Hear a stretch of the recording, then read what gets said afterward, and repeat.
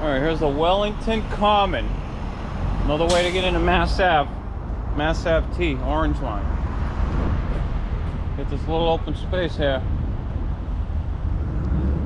On the map it says Wellington Common. But I guess this is the extension of the Southwest Corridor. That's the Wellington Common. And this will take you up further.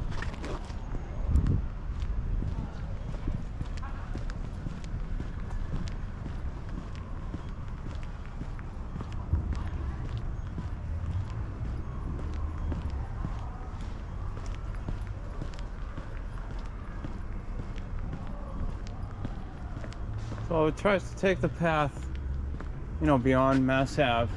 We had a video we showed you how to get from Mass Ave to Ruggles, all on the path.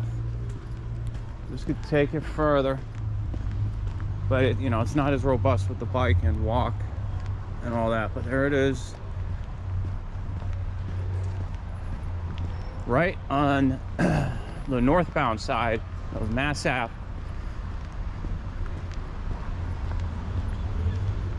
There's the entrance. Could go that way, go under, or right across the street.